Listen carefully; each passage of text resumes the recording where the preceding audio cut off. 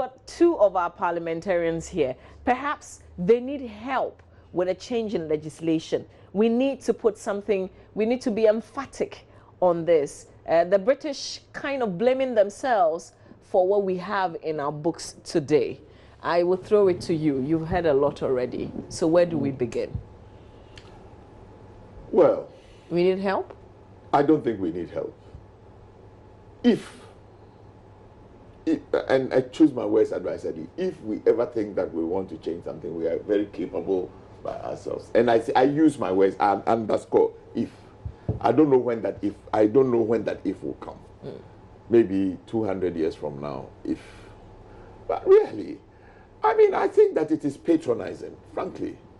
I am sitting here and watching them speak to our own presidents. They speak to President Mnangagwa in Zimbabwe. They speak to President Museveni in Uganda, and there's a fourth one. Uhuru Kenyatta. Kenyatta. I think that, Mama V, you should also go and interview the British Prime Minister and find out when they will allow polygamy to be. I mean, you talk about human rights. What are human rights? I think that all of it is bound in a certain socio-cultural context. If you take away that socio-cultural context, it does not work. I mean, the right of a man to sleep with a man is not more than the right of a man to marry 4 wives. But they won't allow it. If you go and do it, they'll tell you bigamy and they'll put you in prison. I mean, I frankly, I think they are being unfair to us as a people. Your context is entirely different from our context. And if you want to use the Judo-Christian religious influence that they brought to us, then I would say that the Bible says unequivocally that homosexuality is wrong. Even Quran says it. I'm not sure. I never read it. Quran says I never read it. So in fact, Quran abhors it totally. In fact, understand? Quran even the Bible, parts of it to a very large extent admits that you can in the Old Testament, probably in the New Testament, it is not so, but it permitted polygamy. Why are they not going back to that? Why? I mean, why should some people's sociocultural context become our sociocultural context? Perhaps I think it is patronizing, and it is not right. Perhaps we give them a reason to, because we always run to them. And they say it with some impunity. I mean, with journalists questioning our leaders in that form. All of us as political leaders must take the cue. If you are able to take care of yourself, you will not go to somebody to go and beg for money or borrow money, and then he will tell you what he doesn't have to tell you. All of us as leaders must really do something. I feel offended, I must say. I really and truly feel offended. Why? I mean, what is it? What is it? Van der Poy, do you feel offended by this? Let me say, to use the word offended is even an understatement. And I totally share the sentiments of my brother as expressed vigorously and aggressively. This takes me to the days of Robert Mugabe, when he stood at the United Nations and told the UK that take your United Kingdom and let me take my Zimbabwe.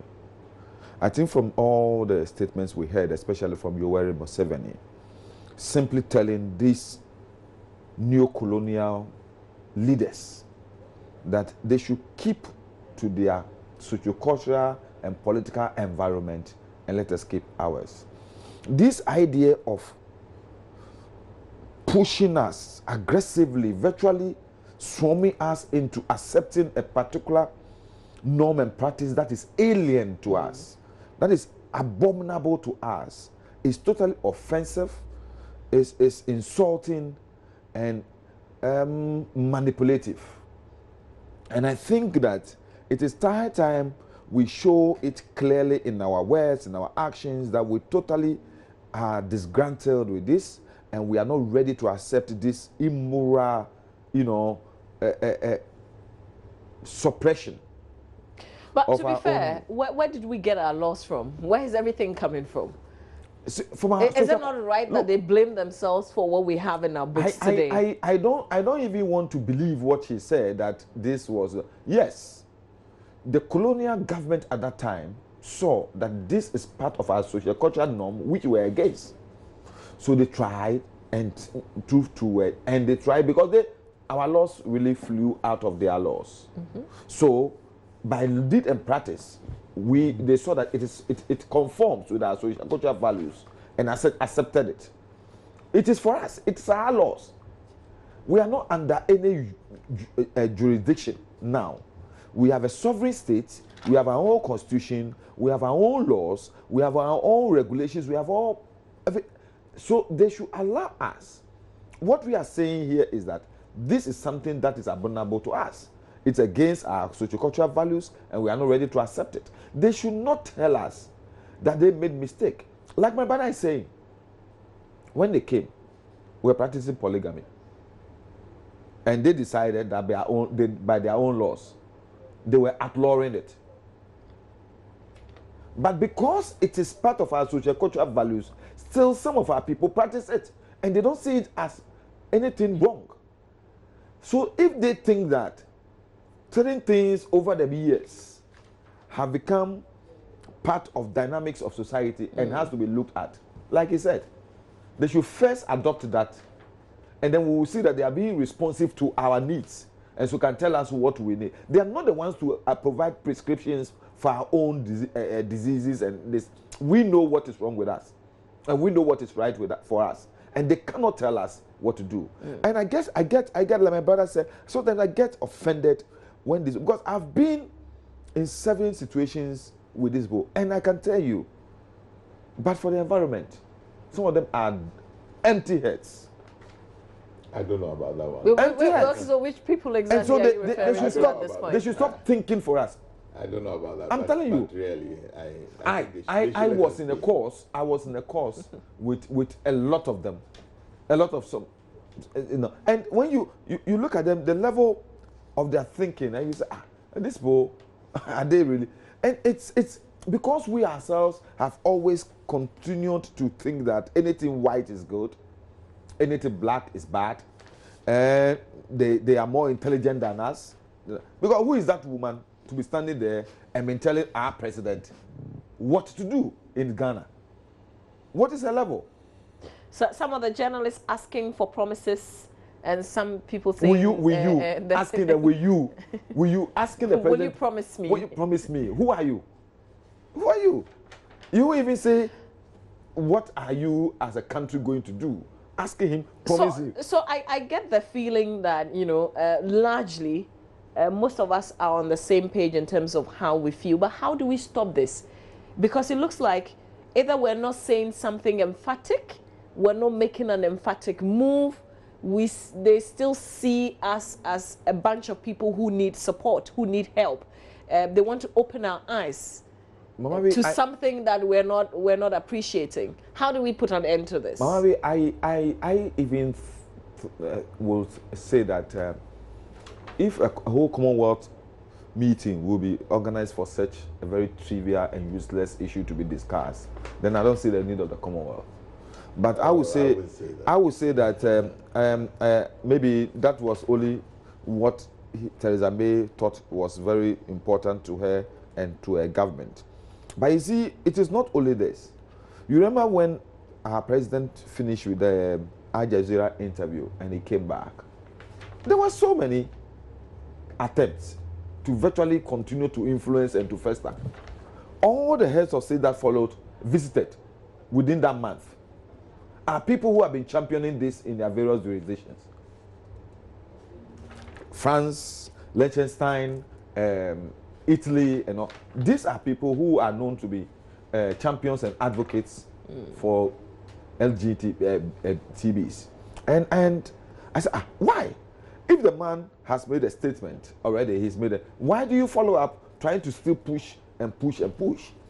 So I think that So how do we stop we it? have not been. How do we stop it? Yeah, how do we stop them from intruding, from interfering, from thinking that I think our heads of we state, are not complete. Our heads of state were clear in their statements. Uhuru Kenyatta, for example, Yoweri Museveni, for example, were very, very emphatic in that statement. To a large extent, Mnangagwa and also Nana Addo, talking about there's not being strong advocacy. So I'm saying that to some extent, yes, I think Uhuru Kenyatta and Yoweri Museveni were very strong in their statement. And what is left for us is the anti-gay and anti-LGTB groups in this country must also stand up and tell that this is something that is over, and we're not going to even give a platform for discussion anymore. Okay. We should be strong enough in our district and tell people, and this is time our religious organizations, it's time our, let me say, these other groups come out strongly and tell the whole world that this subject will never come for discussion in our country any point in time. So please, can you forget it, keep it to yourself, and don't bring it up again because we don't want to talk about it. Okay, I want to give the last opportunity to you, Mr. Jacob. But before that, we have the chairman of the Church of Pentecost, Apostle Professor Opoku Onyina, commenting on this issue.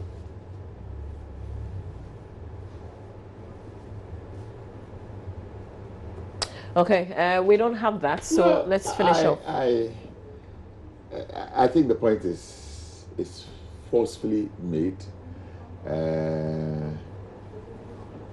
I can't. I personally don't know the extent to which this thing is here. I don't know. I don't know whether. But are you open to knowing? I mean, look, Mama, I don't really care about what people do behind their doors. When they get into a room and they close their door, what they do.